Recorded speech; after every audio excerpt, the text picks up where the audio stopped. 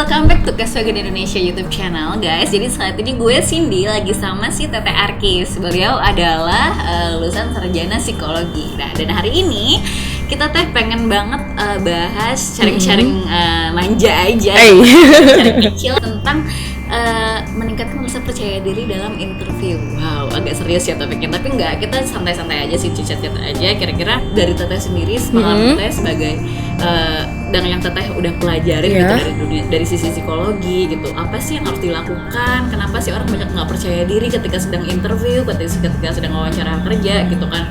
Akhirnya dia tidak diterima. Atau aku juga pernah menemui orang yang 2-3 tahun menganggur hanya karena dia terhambat di interview session. Jadi ketika dia psikologi, misalnya psikotesnya dia udah oke segala macam, tapi ketika interview wawancara dengan user atau dengan HRD-nya dia nggak keterima gitu. Nah, hal-hal yang kayak gitu tuh yang pengen kita bahas nih teman-teman. Kita akan kasih tips and triknya dari Teteh, juga do and don'ts-nya, apa yang harus kalian lakukan, apa yang nggak boleh kalian lakukan.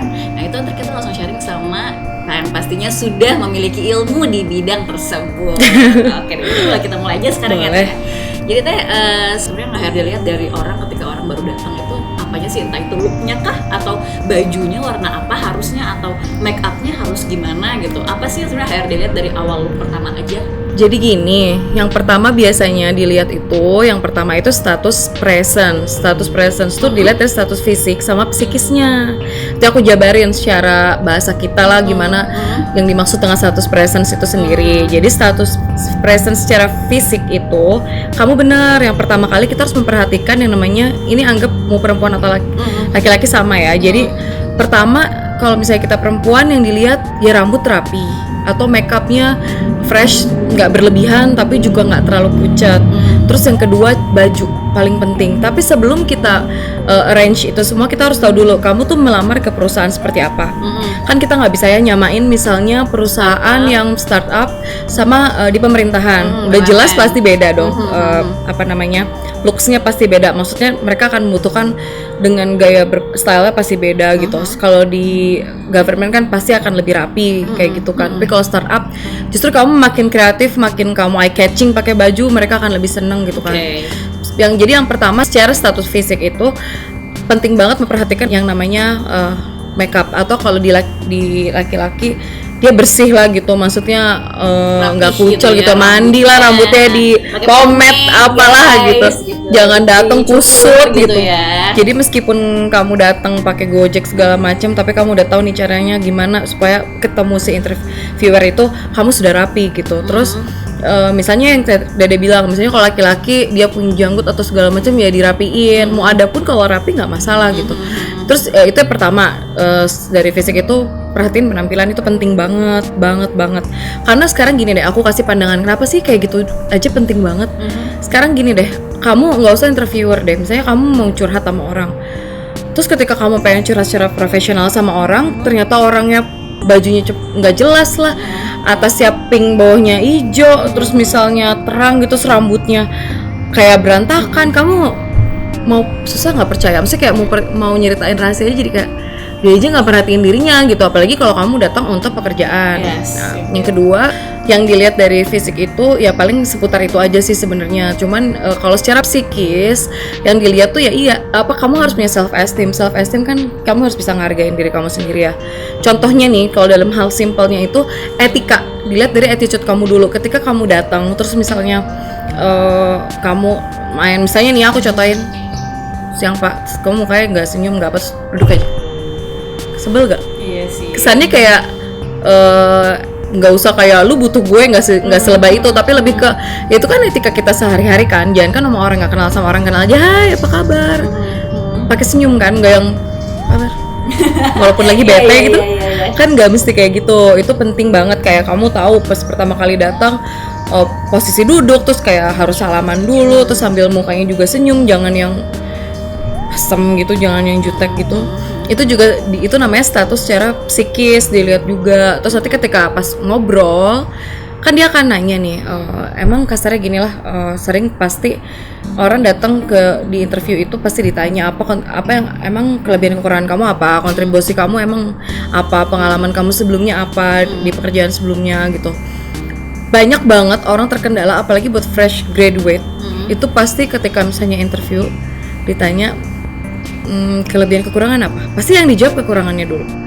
Ya saya ini itu poin satu. Yang berarti, kedua, guys inget ya, ketika kalian ditanya sama user atau siapapun yang akan interview kalian, coba sebutkan kekurangan sama kelebihan. Berarti kita benar-benar harus menjawab kelebihan dulu ya. Kelebihan dulu. Oke, kelebihan dulu guys, itu poinnya ya. Jangan, kalian harus catat, jangan kalian fokus ke kekurangan kalian. Oke, nextnya gimana? Selanjutnya itu juga menunjukkan kamu punya self esteem nggak terhadap diri kamu sendiri gitu. Tapi yang wajar ya guys. Jangan juga aku tuh bisa bikin jangan gitu juga. Terus tetap jujur, tetap sesuai dengan diri kamu juga.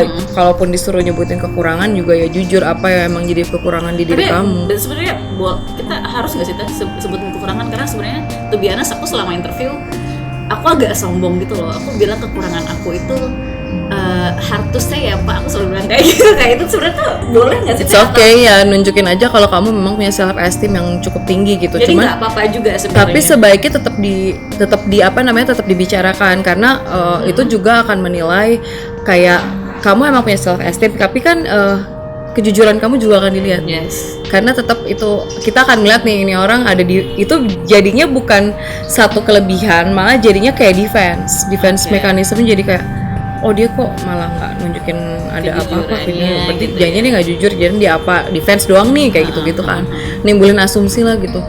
Terus selanjutnya selain itu tuh kayak yang paling penting bangetnya lagi adalah ketika misalnya selama berbicara, kontak mata juga penting. Jadi jangan sampai misalnya nih aku nanya kamu sebenarnya kerja di mana, terus misalnya dia gini aja mulu, nggak mau ngelihat.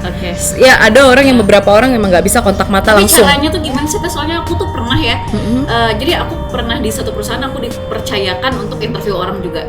Nah ketika aku interview orang itu tuh dia benar-benar nggak bisa lihat mata aku, sampai aku bilang hai aku di sini, ngobrolnya sama aku, dan dia benar-benar kayak nunduk.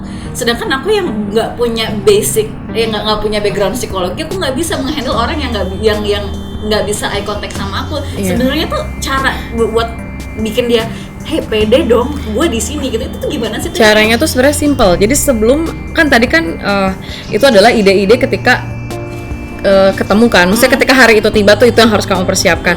Jauh sebelum itu, yang pertama kali harus dipersiapkan adalah makan yang cukup, tidur yang cukup. Itu nggak boleh disepelein. Kadang ada orang misalnya gue mau interview jam 7 terus begadang sampai jam 1, gimana muka lu mau fresh, gimana pas di make up muka lu tuh looksnya mau kelihatan bagus gitu. Ketika misalnya lu aja begadang sampai jam 2 malam, yang ada muka lu tuh bakalan bener-bener kayak lusuh, kayak lesu gitu kan.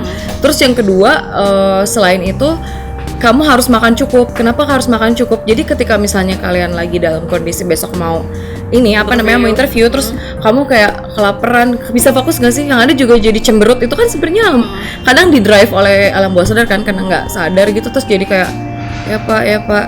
Jadi kondisi psikis itu harus dijaga juga. Jangan kita mikirin kayak cuman materinya apa ya, besok gue bisa jawab ini perusahaan ini nih, tapi secara psikologis, secara interview secara psikologisnya tuh kalian tuh harus nge-treat diri kalian juga well gitu. Jadi sebelumnya tuh bener-bener udah nguasain materi, baca dulu tentang materi perusahaan itu perusahaan apa, terus kayak job position kamu di sana juga kamu lihat dulu job desk-nya apa aja, kamu yakinin lah kalau kamu tuh bisa kerja di situ, atau kalaupun nggak bisa, kasarnya kalaupun nggak bisa tuh kalian tuh bisa belajar lah untuk dalam mengatasi job-job yang akan kamu kerjain nanti gitu.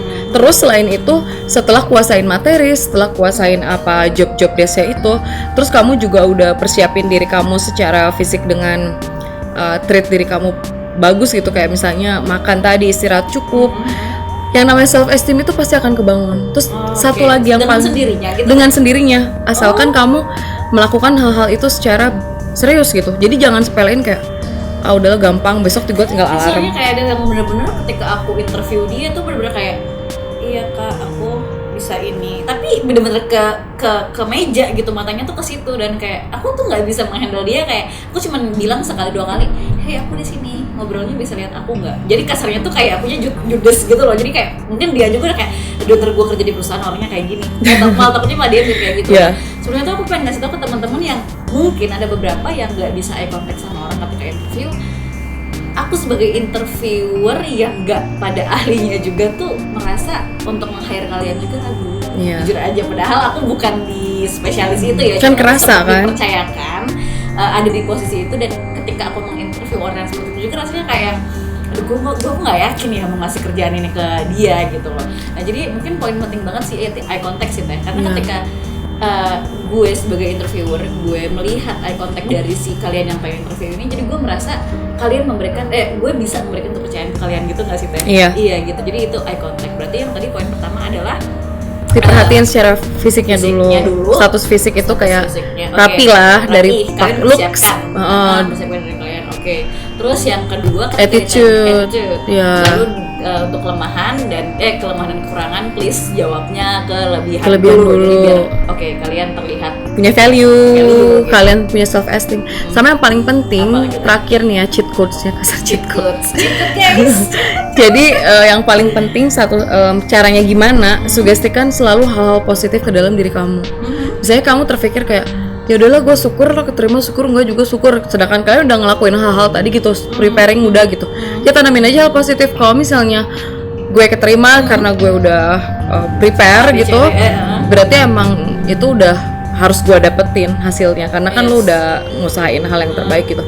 Tapi kalaupun misalnya nggak dapet di situ, jangan sedih, justru kalian harus ngerasa seneng karena kamu tuh worth it dapet yang deserves something better gitu daripada pekerjaan itu, daripada kalian harus bekerja di satu position atau di satu perusahaan yang ternyata nggak sesuai dengan karakter kalian.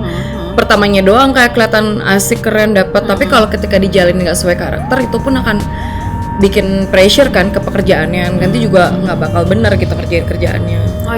Aku juga pengen sharing nih guys. Jadi aku sempat interview di 2 perusahaan media yang berbeda, yang satunya berita, yang satunya entertain, lebih ke nggak entertain gitu loh, bukan stasiun TV berita. Tapi itu bener sih yang dibilang Teh Arkis, kalian harus tahu dulu nih perusahaan ini startup kah, BUMN, pemerintah kah, atau apa sih style perusahaan ini, karena aku sempat menggunakan satu style yang sama di 2 perusahaan yang jauh berbeda ini, media TV untuk berita, sama yang satunya untuk entertain. Jadi aku bawa style aku yang di style entertain ini ke berita, dan itu zong banget guys. Jadi bener kalian harus tahu dulu yang kalian akan datengin itu perusahaan seperti apa, yang akan kalian pokoknya kalian bakal interview di perusahaan seperti apa, itu harus kalian tahu dulu. Berarti itu poin pertama banget ya Teh ya. Kalian harus tahu dulu. Cari data dulu, kalian riset dulu, kalau bisa riset dulu apa sih perusahaannya, bergerak di bidang apa sih, itu startup kah atau yang udah perusahaan yang corporate yang sudah besar kah, yang sudah tough lama kah gitu, karena culture-nya pasti berbeda banget guys. Aku mengalami itu sendiri karena aku menggunakan style yang sama, ternyata itu zong banget dan itu nggak bisa diterima oleh perusahaan yang ternyata stylenya tidak seperti yang aku pakai di style aku yang di media sebelumnya gitu. Aku bikin simple ya. Ada 3 poin berarti. Yang pertama cari data. Yang kedua treat yourself. Yang ketiga prepare. Isinya apa aja tadi? Cari data yang tadi Cindy bilang. Yang kedua treat dulu ya, kamu harus istirahat cukup yang tadi aku bilang itu. Yang ketiga prepare. Oh ya, pakai baju ini segala macam. Gue harus bilang apa segala macam. Itu simple sih guys, tapi selama ini mungkin banyak yang terlupakan kalau kalian mau prepare untuk interview. Jadi ini buat fresh graduate atau yang job seeker, kalian boleh banget untuk ikutin tips and trick yang sangat simpel ini dan nggak sulit banget ya buat dijalanin. Toh kalian cuma harus prepare diri kalian sendiri gitu, dan itu untuk kebaikan kalian juga gitu kan. Simple banget untuk kalian ikutin. Jadi so for today thank you banget Teteh udah mau sharing-sharing, kasih tips and trick ke kita untuk cara-cara interview, terus meningkatkan kepercayaan diri itu seperti apa gitu. Dan nextnya kira-kira teman-teman ada ide atau pengen kasih komen apa nggak video kita tuh, kita akan bahas apa lagi, kalian bebas komen di kolom komen, dan jangan lupa like video ini, juga subscribe YouTube Cashwagon Indonesia channel. So thank you for watching guys, bye bye.